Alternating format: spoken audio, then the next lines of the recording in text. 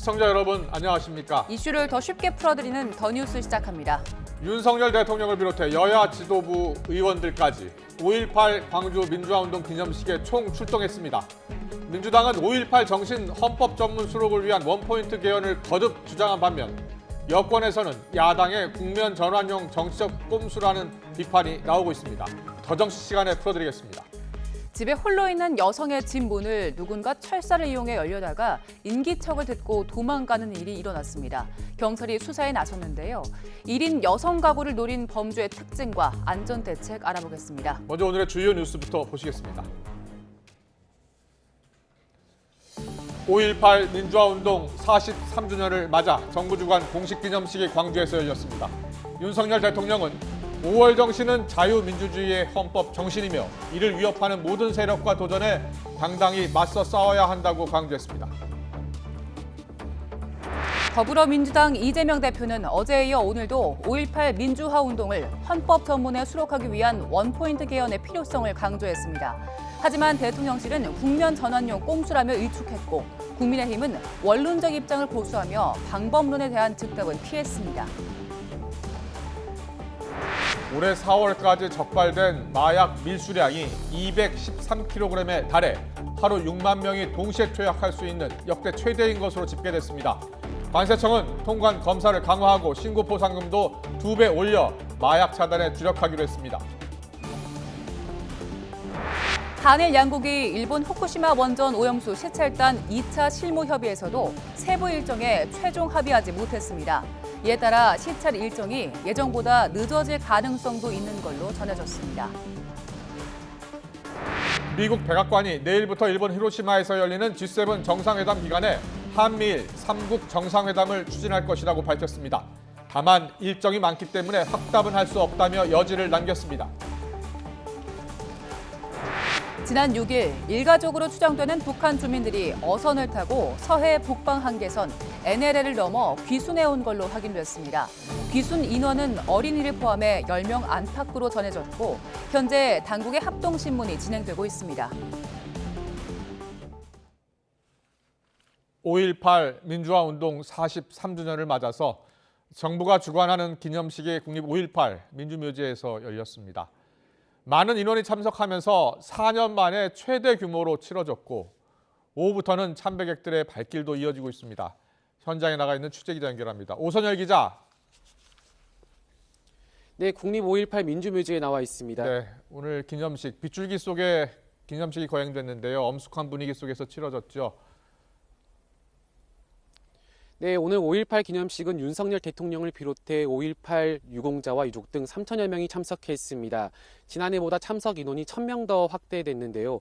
2020년 5.18 기념식 이후 4년 만에 역대 최대 규모로 치러졌습니다. 올해 기념식은 5월 정신 국민과 함께를 주제로 열렸습니다. 자유민주주의와 인권 가치를 지켜낸 5월 정신을 기억하고 계승해 하나된 대한민국으로 나가자는 의미입니다. 기념식은 개회식과 헌화 분향, 경과보고, 기념사 순으로 45분 동안 진행됐습니다. 헌정 공연은 전문 공연팀이 5월의 어머니들을 특별 조명해 5.18 열사와 유족의 모정을 다룬 내용을 마련했습니다. 윤석열 대통령은 기념사를 통해 5월 정신은 자유민주주의 헌법 정신 그 자체이고 반드시 계승해야 할 소중한 자산이라고 강조했습니다. 지난해에 이어 올해도 노래 임을 위한 행진곡은 재창으로 부르면서 기념식이 끝났습니다. 경찰은 5.18 민주묘지 일대에 인력 5천여 명을 배치해 만일의 사태에 대비했는데요. 다행히 큰 소동은 없었습니다. 추모 열기가 고조되면서 이번 달에만 민주묘지를 찾은 참배객은 14만 명을 넘어섰는데요. 비가 오고 있는 지금도 5월 영령들을 기리기 위한 참배객들의 발길이 이어지면서 광주의 추모 열기가 달아오르고 있습니다. 지금까지 국립 5.18 민주묘지에서 YTN 노선열입니다. 윤석열 대통령이 지난해에 이어 올해도 5.18 기념식에 참석해 5월 정신은 자유민주주의 헌법 정신이며 이를 위협하는 모든 세력과 도전에 당당히 맞서 싸워야 한다고 강조했습니다. 윤 대통령은 5월에 어머니들과 동반 입장해 임을 위한 행진곡을 불렀습니다. 취재기자 연결합니다. 조은지 기자. 네, 용산 대통령실입니다. 네, 윤석열 대통령이 2년 연속 기념식에 참석했죠? 네, 지난해 KTX 특별열차를 편성해서 광주에 갔던 윤석열 대통령은 올해는 대통령 전용 공군 2호기를 타고 5.18 민주화운동 기념식에 참석했습니다.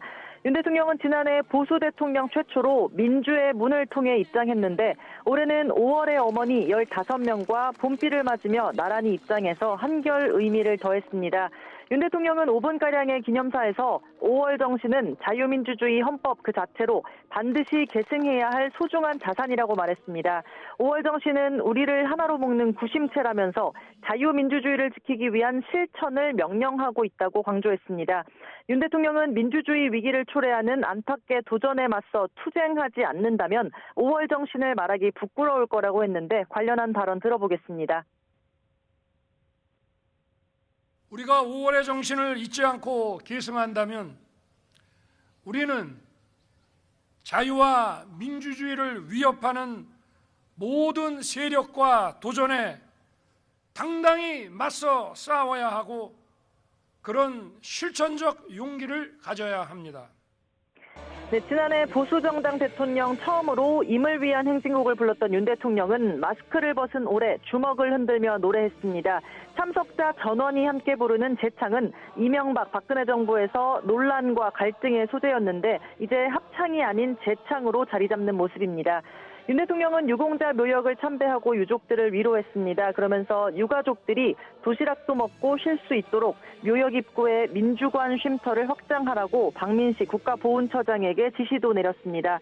오늘 기념식에는 김진표 국회의장 등 3부 요인과 추경호 부총리 등 국무위원들, 대통령실 수석 6명이 모두 참석했고 여야 국회의원 170여 명도 자리를 빛냈습니다.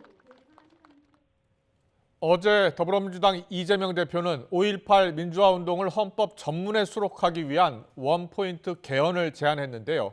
대통령실 입장이 나왔다고요? 네, 윤 대통령은 대선 후보 시절 여러 차례 광주 5.18 민주묘지를 방문했고 헌법 전문 수록에도 찬성한다는 입장을 냈습니다. 다만 어제 이재명 대표의 제안은 시기나 내용 면에서 순수하지 않다고 보는 것 같습니다. 대통령실 핵심 관계자는 YTN 통화에서 원포인트 개헌 제안은 국면 전환용 꼼수라면서 야당이 비리로 얼룩진 현재의 국면을 돌파하기 위한 정치적 꼼수로 개헌을 악용한다면 5.18 정신을 모독하는 거라고 비판했습니다. 개인의 자유와 인권을 무시하는 전체주의 세력과 손잡으면서 5.18을 악용한다면 오히려 그 정신을 훼손하는 거라고 지적했는데요. 이 관계자는 헌법에 명시된 자유민주주의에서 자유를 빼려고 하고 북한의 처참한 인권 실상에 눈 감는 걸 넘어 북한 인권 결의안 유엔 투표에 불참했다는 등의 구체적인 사례도 짚었습니다. 지난 2018년 민주당이 개헌을 추진하면서 헌법 4조의 자유민주적 기본 질서에서 자유를 삭제한다고 했다가 번복한 일을 겨냥한 걸로 풀이됩니다. 대통령실은 규범 질서의 근본을 고치는 헌법 개정 때는 국민적 합의와 국회 수기 등 정당한 과정을 거쳐야 하고 그때 5.18도 당연히 들어갈 거라고 설명했습니다. 지금까지 용산 대통령실에서 YTN 조은지입니다. 여야 정치권도 광주로 총집결해 5월 정신을 강조했습니다. 하지만 민주당 이재명 대표가 제안한 5.18 정신 헌법 수록을 위한 원포인트 개헌을 두고서 여야 물밑 신경전은 더 치열해지고 있습니다. 취재기자 연결합니다. 박광열 기자. 네, 국회입니다. 여야 모두 대거 광주로 향했습니다. 아무래도 총선이 다가오는 상황에서 호남 민심을 의식했다고 봐야겠죠? 네, 그렇습니다. 이 여당 지도부의 광주 최고위원회의 발언에서도 호남에 대한 구애 기류는 느껴졌는데요. 윤재욱 원내대표는 호남의 경제 발전이 단순히 경제적인 성취를 넘어서 이 광주 정신을 새롭게 꽃피우는 의미를 가진다며 관련 공약을 착실히 이행하겠다고 강조했습니다. 앞서 지도부 일부는 5.18 전야제에 참석하기도 했는데 이 보수 정당의 지도부로는 2015년 이후 8년 만입니다. 어제 일찌감치 광주로 내려간 민주당 역시 텃밭 호남 민심 잡기에 나섰습니다. 동시에 정부 여당에 대한 견제구 역시 잊지 않았는데요.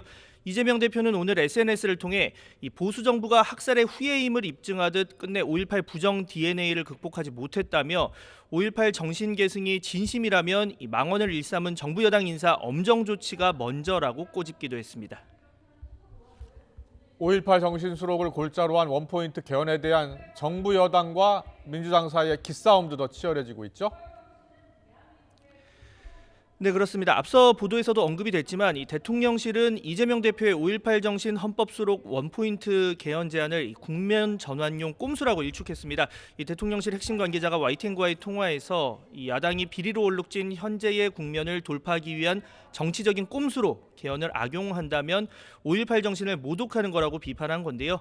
이재명 대표는 즉각 반발했습니다. 이 5.18 개헌의 적기를 내년 총선이라고 언급하면서 동시에 비리 의혹에 대한 국면 전환용이라는 대통령실 비판에 대해서도 이 검찰 권력의 남용이라는 표현을 쓰며 강하게 반박했는데요. 들어보시죠.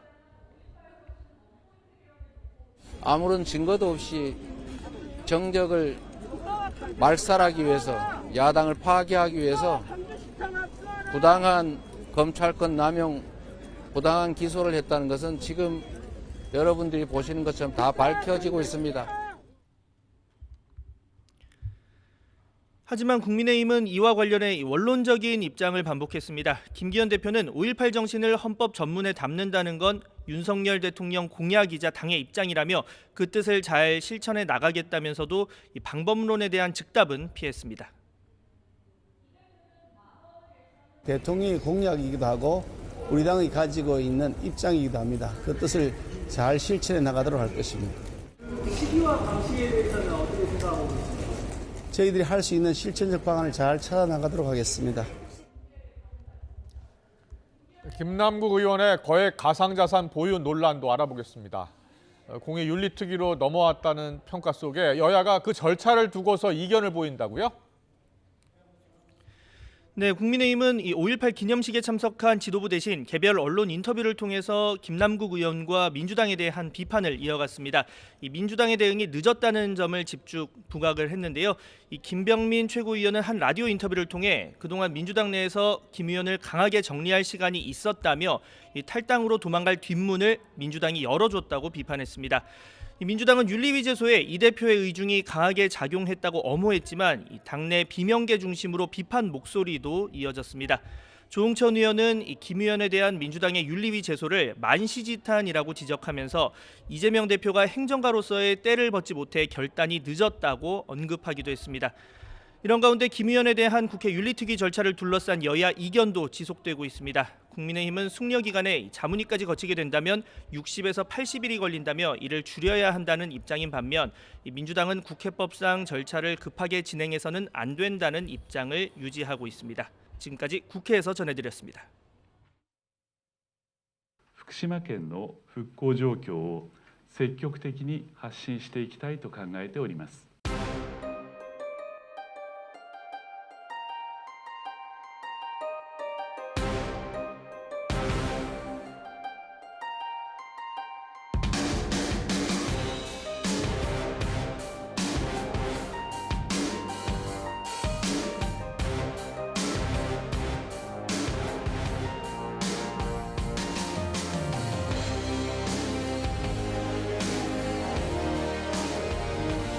국내에는 방사능 검사를 마친 안전한 생태만 수입되는데도 일본산이라는 불안 심리 때문에 소비가 크게 줄었습니다.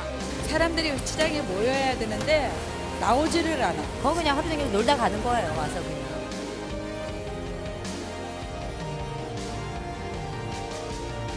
이건 생존권의 문제다. 고기를 기르고 고기를 잡아와서 판매를 못하면 누가 어촌에 남아서 이 생업을 하겠습니까? 생업을 못하는데 어촌에 누가 남아 있겠습니까? 그래서 어촌이 붕괴된다.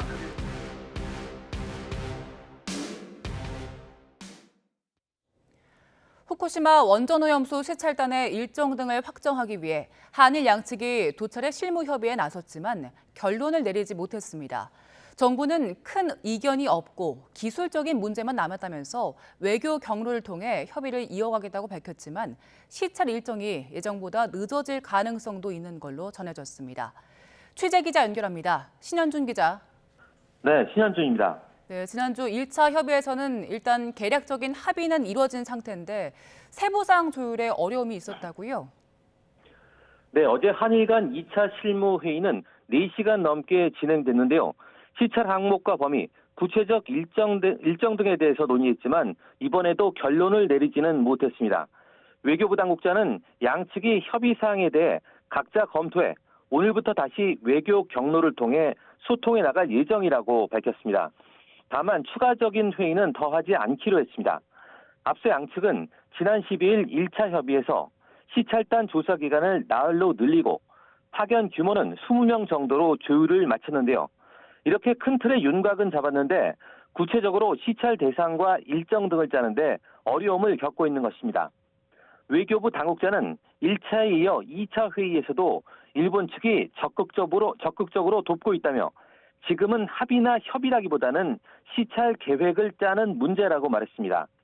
예를 들어서 원전을 시찰할 때 안전이 중요한데 실제 방사선이 나오지 않더라도 하루에 방사선 시설에 들어갈 수 있는 시간에 제한이 있는 만큼 이런 점 등을 모두 고려해야 한다는 겁니다. 또 일본이 후쿠시마 원전을 해체하는 작업 중에 있기 때문에 가동하는 시설이 있고 그렇지 않은 시설이 있어서 이로 인해서 볼 수 있는 대상이 제한되기도 한다고 설명했습니다. 이 관계자는 시찰을 한 차례로 끝내야 하고 국민의 관심이 높은 만큼 최대한 꼼꼼하게 계획을 짜서 발표할 예정이라고 강조했습니다. 정부는 한일 간의 협의가 끝나 시찰 가능한 시설과 접근 가능한 데이터가 확정되면 여기에 맞는 전문가로 시찰단을 꾸릴 계획입니다. 시찰단은 애초 23일과 24일을 포함해 3박 4일 일정으로 일본을 방문할 예정이었지만 늦춰질 가능성도 있습니다. 일본 법률상 원전과 같은 1급 시설은 일주일 전에 명단을 통보해야 하기 때문입니다.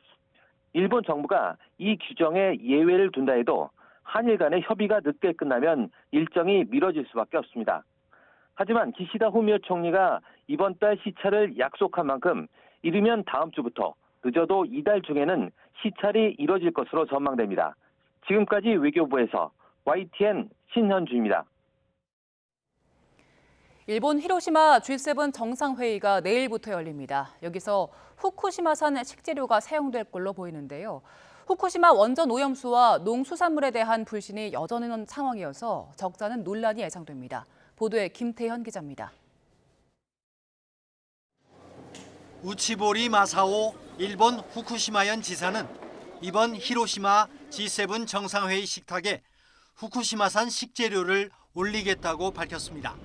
또 취재진에게도 후쿠시마산 음식을 제공하겠다고 말했습니다. 各国要人の食事に県産食材などを活用するほか、海外の報道関係者の取材拠点となる国際メディアセンターにおいて福島県のお酒や加工食品などを提供すると伺っています。 그러면서 이번 정상회의가 후쿠시마에 대한 이해를 넓힐 기회라고 강조했습니다. 復興の歩みを進めている本県への理解を深めていただく貴重な機会となります。 올여름 원전 오염수 방류를 앞두고 있는 일본은 주변국들을 대상으로 오염수의 안전성 홍보를 강화하고 있습니다. 일본에게 이번 G7 정상회의는 후쿠시마 원전 오염수와 농수산물의 안전성을 널리 알릴 수 있는 기회이기도 합니다. 하지만 일본 국민들도 불안감을 느끼는 후쿠시마산 식재료를 G7 정상회의 참석자들에게 제공하는 것을 두고 적잖은 논란이 예상됩니다. 지난 2021년 도쿄올림픽 당시에도 선수촌 식당에 후쿠시마산 식재료가 쓰이자 우리나라와 미국 등은 자국에서 식재료를 가져와 선수단에 제공했습니다. 방사능 오염에 대한 불안과 불신이 여전한 상황에서 후쿠시마산 식재료는 큰 논란의 불씨가 될 수 있다는 관측이 나옵니다. YTN 김태현입니다. 제이크 설리번 미 백악관 국가안보보좌관은 일본에서 열리는 주요 7개국 G7 정상회의 기간 한미일 정상회담 추진 방침을 확인했습니다. 설리번 보좌관은 조 바이든 대통령의 일본 방문길 에어포스원 기내 브리핑에서 한미일 3국 모두 정상회담에 대한 의지가 있고 미국의 지지로 한일 관계에 실질적 진전이 이루어졌다며 이같이 말했습니다. 따라서 빡빡한 일정 속에서 시간을 찾을 수 있다면 3자 회담을 추진할 거라며 그러나 일정이 많아서 어떤 확답도 할 수 없다고 덧붙였습니다. 지난 6일 일가족으로 추정되는 북한 주민이 어선을 타고 서해 북방 한계선 NLL을 넘어 귀순해온 걸로 확인됐습니다. 현재 국가정보원 등 관계 당국의 합동신문이 진행되고 있는데요. 귀순 인원은 10명 안팎인 걸로 알려졌습니다. 김문경 기자의 보도입니다. 북한 가족으로 추정되는 어선이 서해 북방 한계선 NLL을 넘은 건 지난 6일 밤. 이를 지켜보던 군은 어선이 남쪽으로 내려오자 검문 검색에 나서 안전하게 신병을 확보했습니다. 어선에는 어린이를 포함해 10명 이내의 북한 주민이 타고 있었던 것으로 알려졌습니다. 국가정보원도 최근 북한 주민들이 귀순한 사실은 있지만 자세한 내용은 확인해 줄 수 없다며 귀순 사실을 확인했습니다. 북한 주민이 서해 NLL을 넘어 귀순해 온 것은 2018년 5월 이후 처음입니다. 당시 북한 주민 2명은 작은 목선을 이용해 백령도 앞 해상 서해 NLL을 넘어 귀순했습니다. 이번에도 목선을 이용했을 것으로 추정되는 가운데 가족 단위 귀순도 2017년 7월 일가족 포함 5명이 동해상으로 귀순한 이후 처음입니다. 국정원 등 정보당국은 현재 이들의 귀순 동기 등을 조사하고 있습니다. 북한은 아직 송환 요구 등 별다른 언급을 하지 않고 있지만 귀순 사실이 알려진 만큼 또 다른 트집을 잡을 가능성은 남아 있습니다. 탈북민 입국자는 지난 2019년까지 매년 1000명대를 유지하다가 코로나 이후 60명대까지 떨어지는 등 급감하기 시작했습니다. 하지만 코로나 봉쇄가 완화되고 있고 대북 제재 속에 봄철 최악의 식량난까지 겹치면서 북한을 이탈하는 주민이 더 늘지 주목됩니다. YTN 김문경입니다. 북한의 군사정찰 위성 발사가 임박한 걸로 보입니다. 미국 국무부는 유엔 안보리 결의 위반이라면서 실제 발사하면 책임을 묻겠다고 밝혔는데요. 북한의 책임을 묻기 위해 사용할 수 있는 많은 도구가 있다고 강조했습니다. 김원배 기자의 보도입니다. 미국 국무부는 북한의 군사정찰 위성 발사는 유엔 안전보장이사회 결의 위반이라고 지적했습니다. 탄도미사일 기술을 사용하는 북한의 모든 발사에는 위성을 우주로 발사하는 데 사용되는 위성 발사체도 포함된다고 밝혔습니다. 그리고 이는 다수의 유엔 안전보장이사회 결의 위반이라고 말했습니다. Any DPRK launch that uses ballistic missile technology would also include SLVs used to launch a satellite into space, and that would violate multiple UN Security Council resolutions. 미 국무부는 북한이 군사 정찰 위성을 발사할 경우 책임을 묻겠다며 미국은 북한의 책임을 묻기 위해 사용할 수 있는 많은 도구를 보유하고 있다고 강조했습니다. In terms of actions, we of course continue to have a number of tools at our disposal to hold the DPRK accountable. You have seen us take those steps and we will continue to do so. 미 국무부는 미국은 북한이 추가 위협 행동을 자제하고 진지하고 지속적인 외교에 관여할 것을 촉구한다는 점을 분명히 해왔다며 대화에 나서라고 언급했습니다. 또 미국은 한반도 비핵화에 대한 흔들림 없는 의지와 전제 조건 없이 북한과 대화를 추구한다는 점에 대해서도 매우 분명히 해왔다고 덧붙였습니다. 유엔 안보리에서 중국과 러시아의 북한 편들기가 계속되고 있는 상황에서 북한이 실제로 군사 정찰 위성을 발사할 경우 미국이 어떤 조치를 취할 수 있을지 관심을 모으고 있습니다. YTN 김원배입니다.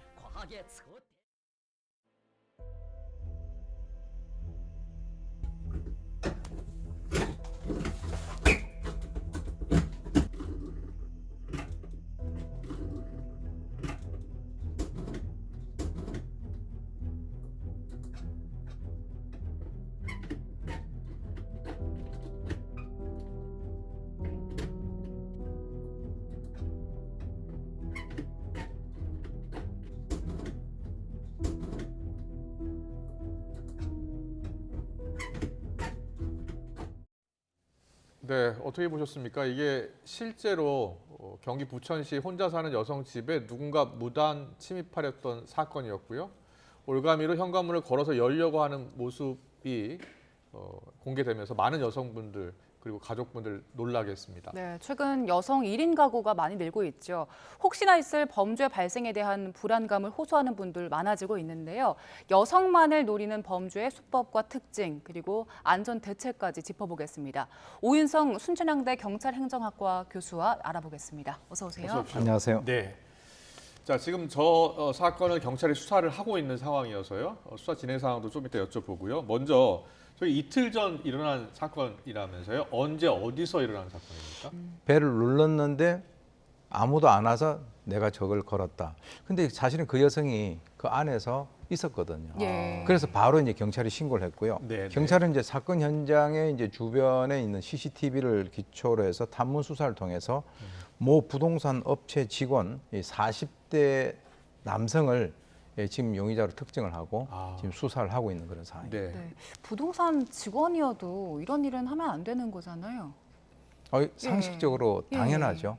그런데 제가 봤을 때는 아마 저 여성이 집에 없다라고 생각을 하고 저렇게 열지 않았나 하는 생각이 들어요. 네. 왜 그러냐면 보통 이때가 이제 뭐 야간도 아니고 오후 한 4시 뭐 한 10분경이라고 하니까 그런 상황에서 갑자기 여성이 누구냐라고 물어보니까 본인이 그 순간 조금 당황을 해서 부동산에서 왔다 이렇게 얘기를 했다는데 보통 사실 확인을 하고 들어가지 않습니까? 그럼요. 그 이제 만약에 부동산에서 뭐 일이 있으면 그 해당되는 사람에게 전화를 해서 몇 시에 가겠다라고 얘기를 한다든지 이제 그런 식으로 해야 되는데 그래서 그렇다면은 나중에 문을 열고 난 뒤에 본인의 용물을 봤다면 문제가 없는데 이 사람이 바로 도주를 해버렸거든요.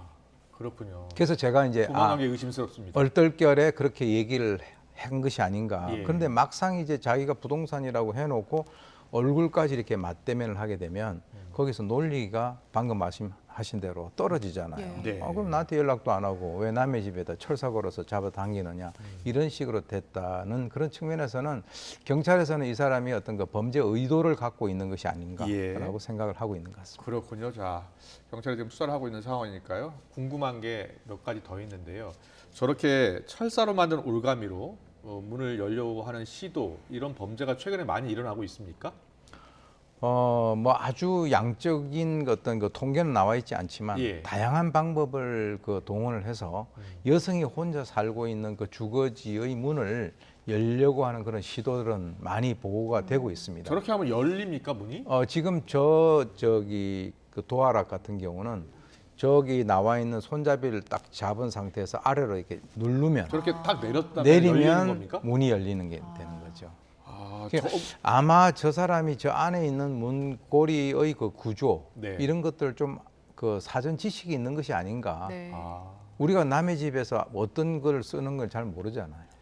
아마 이 영상이 알려지고 나서 이제 혼자 사는 분들은 걱정을 하실 것 같아요. 이게 문틈으로 저렇게 철사가 들어갈 거라고 생각하고 있는 분들이 없을 텐데 당장에 저런 수법의 범죄를 막기 위해서는 취할 수 있는 조치들이 어떤 게 있을까요? 글쎄요, 저 같은 경우는 이제 저희 집에 그 이중으로 되어 있습니다. 이중으로 되어 있는. 다시 말해서 이제 쓰시는군요. 이 열쇠로도 열고 또 그 다음에 이제 또 만약에 저렇게 해서 열었다 하더라도 여러분들 보시면은 이제 문하고 거기를 갖다가 이렇게 그 쇠사슬로 되어 있어서 문이 열린다 하더라도 그걸 잡아 뜯어내지 않으면은 열리지 않도록끔 되어 있는 안전장치. 안전장치 같은 것들이 이제 상당히 좀 필요하다 그러죠. 왜냐하면 저런 상황에서는 바로 이렇게 밑으로 제끼기만 하면 문이 열려버리면 그 다음번부터는 본인의 입장에서는 대응을 할 수 있는 방법이 없지 않습니까? 그렇군요. 네, 지금 여성 1인 가구 범죄 예방기기를 저희가 그래픽으로 준비를 했는데요. 뭐 휴대용 비상벨도 있고 스마트 초인종도 있고요. 그죠? 문 열림 센서도 있고 저런 장치를 여성 혼자 사시는 분들은 일단 필요한 장치들 같아요. 다 갖추고 있는 게 좋겠는데요. 좀 투자를 하실 필요가 있어요. 저 집 같은 경우는 아마 저 남성이 저 집은 저렇게 해서 잡아당기기만 하면 문이 열린다는 사실을 갖다가 알고 있었던 것으로 이제 생각이 되고요. 만약에 그 이외에도 이제 추가적으로 여러 개가 있다라고 한다면 저런 시도는 설사 성공을 한다 하더라도 문이 열리지 않는다라고 하는 것이 확실하죠. 이 사건 보면서 주위에 혼자 사는 여성분들 많이 얘기했던 게 그 문틈을 일단 좀 막아보자. 그 방안으로 방안용 문풍지 같은 거 스펀지 있잖아요. 일단 그거라도 덧대면 도움이 될까 궁금해하는 분들이 있더라고요. 물론 그렇긴 합니다만 사실 이제 그 하절기가 오고 그렇게 되면 뭐 동절기 같은 경우는 별 문제가 없는데 하절기 같은 경우는 그런 걸 다 띄지 않습니까? 그래서 좀 이제 바람을 갖다가 통하게 한다든가. 그래서 아무래도 이제 저런 종류의 범죄는 계절에 따라서 조금 차이가 있습니다. 동절기보다는 하절기가 훨씬 더 기승을 부리는 그런 경향을 띠고 있죠. 그렇군요. 나중에 뭐 송치를 한다든지 그런 그 조치를 취할 것으로 예상이 됩니다. 교수님, 주거 침입 같은 경우에 어디까지 인정이 되는 거예요? 저건 지금 철사가 들어온 경우고 밖에서 창문으로 몰래 들여다보는 경우도 주거 침입 같은 게 해당됩니까? 네, 그게 이제 그 얼마 전에 말이죠. 네. 지난달에 대구에 있는 그 한 빌라에서 이제 그와 유사한 사건이 있었었는데요. 그때 당시에 한 남성이 이 원룸 창살 사이로 손을 넣어가지고 창문을 약간 열고 대구 빌라 대구 빌라 사건이 사건이죠. 저희가 영상 준비했습니다. 예. 네, 한번 예. 보여주시면 좋겠습니다. 저 영상입니다. 네, 고개를 저기 보시는 바와 같이 바짝 붙이고 집안을 이제 뚫어져라 들여다보는 그런 광경이 찍혔는데요. 예, 저거는 이제 CCTV가 바깥에서 설치가 돼 있기 때문에 저것이 이제 목격이 된 거죠. 그렇군요. 그리고 예. 이제 그 안에 있는 그 피해자는 당연히 혼자 사는 여성이었고, 그래서 나중에 그 이 남성 같은 경우는 주로 원룸, 여성들이 혼자 살고 있는 원룸 1층을 대상으로 해서 저런 행동을 갖다가 했다. 예. 그래서 이제 상습 주거 침입죄로 이제 입건이 돼서 그렇군요. 조사를 받는 그런 상습 주거 침입죄가 되는군요. 네, 그렇습니다. 예. 아마 이제 그 추정컨대 저것이 처음이 아니고 저쪽에서 저러한 행동을 갖다가 여러 차례 했고 그런 것들이 이제 CCTV에 많이 찍힌 것으로. 그래서 이제 나중에 이제 경찰에 그 근거가 됐을 때 본인이 그것을 인정을 한 것으로 알고 있습니다. 예, 경찰 수사에서는 그 원룸 밀집가에 잠겨 있지 않은 1층 창문을 노리고서 범죄를 저지른 것으로 일종의 스토킹으로도 볼 수 있습니까? 조금 이게 다르죠. 이 스토킹 같은 경우는 특정인을 상대로 해서 지속적으로 반복적으로 그러한 행위를 한다라고 하는 것이 이제 이 스토킹 범죄 처벌에 관한 법률 제2조에 명시가 되어 있거든요. 그렇군요. 예, 그래서 저 사안 같은 경우는 스토킹 범죄에 해당되는 것이 아니라 상습 주거 침입죄로 이제 의율을 한 것으로 알겠습니다. 그리고 더 그 위협이 가까운 경우도 있었는데 4년 전에 신림동 사건 아마 영상 보면 기억하는 분들 계실 겁니다. 저희 영상을 좀 보겠습니다. 네, 혼자 귀가하는 여성이 보이고요. 그 뒤를 따라서 잠시 뒤에 이제 한 남자가 급히 따라가서 문을 열려고 시도를 합니다. 이때 주거 침입으로 인정이 됐었는데 그 강간미수까지도 혐의가 올라갔다가 결국에는 주거 침입 혐의만 적용이 됐었죠. 그렇습니다. 저 사건이 2019년 예. 5월 28일 날 이제 새벽에 일어난 사건인데요. 예. 이 관악구에서 이제 그 신림역 인근 지하철에서부터 따라와서 저 여성이 이제 들어간 상태에서 저것이 그대로 찍혔죠. 근데 이제 더욱 더 이제 문제가 된 것은 본인의 행동이 노출되고 난 뒤에도 가지 않고 한 10분 정도 바깥에서 이제 문을 두들기고 현관문 앞에서 서성대는 모습이 찍혀서 그 당시 우리 국민들이 상당히 그 놀라기도 하고 공분하기도 했었습니다. 근데 이제 저것이 주거 침입죄로 그 인정이 돼 가지고 징역 1년밖에 확정이 안 됐거든요. 형량이 징역 1년입니다. 징역 1년으로. 그래서 이제 원래 그 많은 분들은 저 상황에서 지금 문이 딱 잠겼을 때 저 사람이 문을 열려고 손을 갖다 탁 이렇게 치지 않습니까? 네. 그때 만약 문이 열렸더라면 안에 들어가서 어떤 행동이 있었을까라고 해서 이제 그 강간미수죄로 이제 생각을 많이들 하셨었는데요. 네. 1, 2심에서는 이 피해 여성에 대해서 직접적이고 구체적인 위협이 있었다라고 볼 수 있는 그런 객관적인 정황이 부족하다라고 해서 1, 2심이 이제 그렇게 됐고요. 대법원에서도 이제 어떻게 됐냐면 이 피해 여성에 대해서 강제추행을 하지 못하고 미수에 거쳤는지에 대해서 바로 이 피해 공소 사실이 합리적 의심의 여지 없이 증명되었다고 보기 어렵다라고 해서 1, 2심에 있어서의 그 선고를 갖다 확정을 했거든요. 그렇군요. 사실은 이제 저게 조금 우리 국민들의 정서와 이 사법부하고는 조금 거리가 있는 그런 부분이 아닌가 생각이 듭니다. 네, 앞서 저희가 이제 여성 가구 가능하면 안심 장비 많이 갖추는 게 좋겠다라는 말씀 해주셨고요. 그리고 제도적으로 보완해야 될 점은 어떤 게 있겠습니까? 사실 이제 법적인 그런 부분은 이제 사법부의 의지라든가 이런 것들이 많이 이제 개입이 돼야 되지만 이제 제도적으로 우리가 좀 뭔가 보완을 할 수 있는 것은 지금 사실 이제 서울시 같은 경우를 예를 들어 보면은 서울시 여성 안심 지킴이 집 네. 그래서 이제 그게 표말이 이렇게 붙어 있어요. 그래서 네. 사실은 본인이 가다가 누가 따라온다든가 하면 그쪽으로 들어갈 수 있다든지 또는 이제 전철을 타고 자기가 집에서 그 전철역에서 집까지 가는데 상당히 좀 그 두렵다라고 하면 이게 이제 서울시 여성 안심 기가 스카우트라고 하는 그 제도가 있어요. 네. 그래서 전화를 걸게 되면 사실은 이제 이 전철역에서부터 누가 기다리고 있다가 집까지 데려다 주고 하는 그런 것들이 있는데 사실은 이런 것들이 잘 알려져 있지 않아요. 알려져 있지도 않고 그런 것을 갖다 제도를 사용을 해봤더니 1년 동안에 어떤 그 성과가 있었다라고 하는 그런 것에 대해서도 뭔가 어떤 결과 발표도 없다라고 하는 거죠. 그러니까 제도만 만들어 놓고 우리는 만들어 놨어요라고 하지만 실제로 아는 분들도 많지 않고 거기에 대한 어떤 결과 분석도 없다라고 하는 그런 측면에서는 이런 것들에 대해서 홍보도 하고 그것에 대한 어떤 결과에 대한 분석 이런 것을 통해서 좀 더 보완을 해 나가야 된다 이렇게 봅니다. 그렇군요. 네. 최근에 계속해서 보도해드리고 있는데 1인 가구가 굉장히 많이 늘고 있고요. 특히 여성 1인 가구를 노린 범죄도 많아지고 있으니까요. 당국 차원에서 좀 신속하고 획기적인 대책이 필요한 것 같습니다. 오윤성 순천향대 경찰행정학과 교수와 이야기 나눠봤습니다. 잘 들었습니다. 고맙습니다.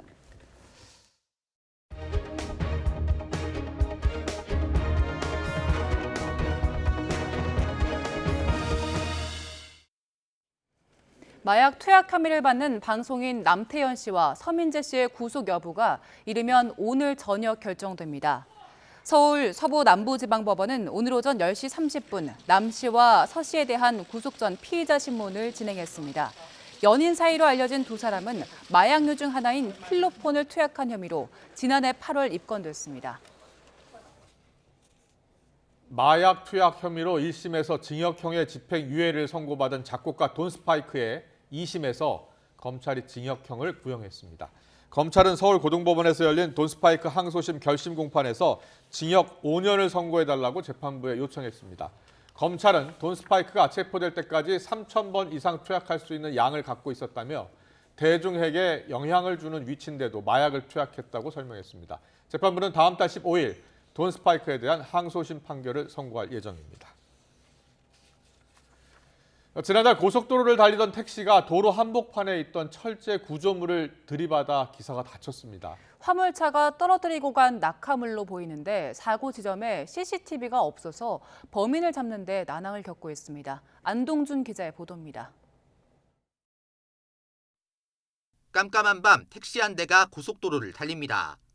그런데 도로 한복판에 벼랑간 철제 구조물이 나타나고 택시는 멈출 새도 없이 그대로 들이받고 맙니다. 구조물이 시야에 들어오고 나서 충돌하기까지 딱 1초가 걸렸습니다. 지난달 27일 택시기사 김병수 씨가 손님을 태우고 주행하다 당한 사고 장면입니다. 사고 충격으로 에어백이 터지며 김 씨는 이마 등을 다쳐 병원에서 2주 동안 치료를 받았습니다. 김 씨가 들이받은 철제 구조물입니다. 지금은 쓰러져 있지만 높이는 1m가 훌쩍 넘고요. 성인 남성이 혼자 들 수 없을 만큼 무겁습니다. 경찰은 김 씨보다 먼저 지나간 화물차에서 철제 구조물이 떨어진 것으로 추정하면서도 정확히 어디서 어떻게 추락한 건지 식별해내긴 어렵다고 설명합니다. 사고 지점에 CCTV가 없기 때문입니다. 저는 개인 택시 재산은 그것밖에 없는데 하루하루 이렇게 벌어야 하는데 이렇게 일 못 오고 이렇게 있으니까 답답해서. 고속도로 낙하물 사고는 지난 2020년 소폭 감소했다가 이후 조금씩 증가하는 추세입니다. 화물차는 적재 화물 이탈 방지 기준에 맞게 덮개와 고정장치 등을 갖춰 운송해야 하고 이를 어겨 사고를 내면 과태료가 부과되거나 6개월 이내에 사업 정지 처분을 받을 수 있습니다. 하지만 법을 지켜서 화물을 제대로 안전하게 실지 않고 달리는 경우가 적지 않은 겁니다.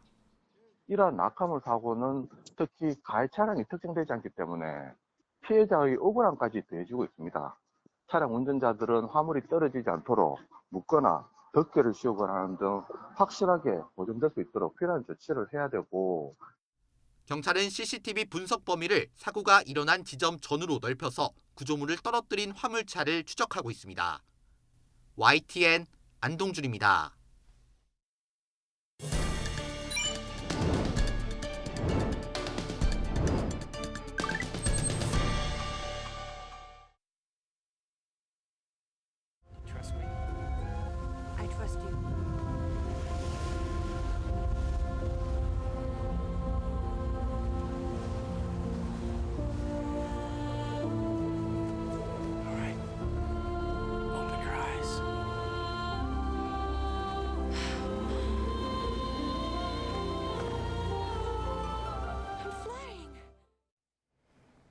(110여 년) 전 초호화 여객선 타이타닉호가 첫 항해에 나섰습니다.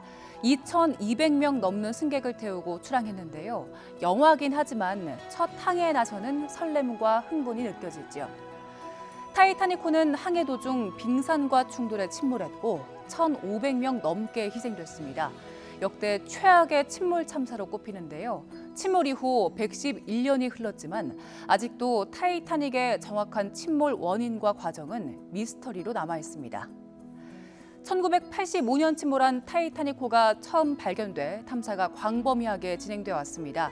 지금 화면은 1986년 잠수부가 직접 타이타닉호의 잔해를 촬영한 영상인데요. 선체가 워낙 크고 또 깊은 바다여서 빛이 닿지 않는 한계가 있었고요. 부식돼가는 배 일부만 겨우 찍을 수 있었습니다. 암흑 속에 오랜 시간 잠들어 있던 타이타닉호가 처음으로 3D 이미지로 구현됐습니다. 처참한 모습이지요. 선체는 둘로 갈라져 있고 선체 주변에는 잔해 더미가 쌓여 있습니다. 거대한 녹 덩어리가 배 전체를 덮고 있는데요. 사고 당시의 충격과 세월의 흔적이 느껴집니다. 영화를 통해 호화로웠던 타이타닉호의 내부가 재현되기도 했는데요. 3D 이미지로 구현된 모습은 어떨까요? 배 주위 잔해에서는 화려한 금속 세공품과 조각상, 또 개봉하지 않은 샴페인 병도 발견됐고요. 당시 승객들의 신발도 그 자리에 남아 있었습니다. 이번 탐사는 모든 각도에서 70만 개가 넘는 이미지를 촬영한 뒤에 3D로 실물 모습 구현에 성공했는데요. 배를 스캔하는 데에만 200시간 정도가 걸렸다고 합니다. 수년간 타이타닉호를 연구해온 전문가는 잠수정에서는 절대 볼 수 없는 배 전체 모습을 보게 돼서 놀랐다고 말했는데요. 침몰 사고를 추측이 아닌 증거 기반으로 연구할 수 있는 중요한 기회라고 평가했습니다. 또 1912년 타이타닉호에 어떤 일이 있었는지 새로운 통찰을 얻을 수 있을 거란 기대감도 남겼습니다. 이번 프로젝트로 100년 넘은 미스터리가 풀릴지 기대됩니다. 미국의 채무 불이행에 대한 불안감이 커지고 있는 가운데 협상의 당사자인 바이든 대통령과 메카시 하원 의장 모두 디폴트는 없을 것이라고 했습니다. 하지만 세부 내용에서 입장차가 여전히 커서 협상 결렬에 대비하는 움직임도 나타나고 있습니다. 워싱턴에서 권준기 특파원이 보도합니다. G7 정상회의 참석을 위해 일본으로 출국하기 직전 조 바이든 대통령은 기자회견을 열어 채무 불이행은 없을 거라고 단언했습니다. 공화당과 평행선을 달리고 있는 부채 한도 협상이 결국엔 타결될 것으로 확신한다고 밝혔습니다. And every leader in the room understands the consequences if we fail to pay our bills, and it would be catastrophic for the American economy. 케빈 메카시 하원 의장도 채무 불이행 사태를 맞지 않을 것이라며 오는 일요일까지 협상을 마무리할 수 있을 거라고 말했습니다. 바이든 대통령이 조건 없이 부채 한도를 늘리겠다는 고집을 꺾으면서 이제 말이 통하기 시작했다는 겁니다. They finally backed off the insane, unrational, unsensible idea that you just raise the debt ceiling. 하지만 강론으로 들어가면 의견 차가 여전히 큽니다. 특히 저소득층 급식 프로그램과 관련해 공화당은 의무 근로 조건을 강화할 것을 요구하고 있지만 민주당은 절대 받아들일 수 없다는 입장입니다. I'm not going to accept any work requirements that go much beyond what is already. 이런 가운데 민주당에서는 부채 한도 협상이 결렬될 경우에 대비하는 비상계획 가동에 나섰습니다. 부채 한도 상향 법안을 상임위 통과 없이 본회의에 바로 상정하는 심사 배제 청원을 시작한 겁니다. 청원을 성사시키려면 과반 의석 확보가 필요해 공화당 표 5개를 끌어와야 하지만 현실적으로 쉽지 않다는 관측입니다. 그럼에도 민주당이 비상계획을 가동하는 건 채무 불이행 사태는 피해야 한다는 절박감을 나타내면서 동시에 공화당을 압박하기 위한 포석으로 해석됩니다. 워싱턴에서 YTN 권중입니다. 네, 이 시각 간추린 뉴스 정리해드리겠습니다. 서울 마포경찰서는 조직적으로 도박 사이트를 홍보하고 운영한 혐의로 국내 총책인 27살 남성 전모 씨 등 9명을 검거해 4명을 구속 상태로 검찰에 넘기고 나머지는 불구속 송치했습니다. 이들은 구독자 수가 23만 명에 이르는 30여 개 유튜브 채널에서 불법 도박 장면을 24시간 생중계하면서 도박 사이트 가입을 유도해 수백억 원을 벌어들인 혐의를 받고 있습니다. 대전 둔산경찰서는 오늘 새벽 3시쯤 대전 만년동 도로에서 면허 취소 수준의 만취 상태로 운전하다 철제 울타리와 담장을 들이받은 30대 남성 A씨를 입건해 조사하고 있습니다.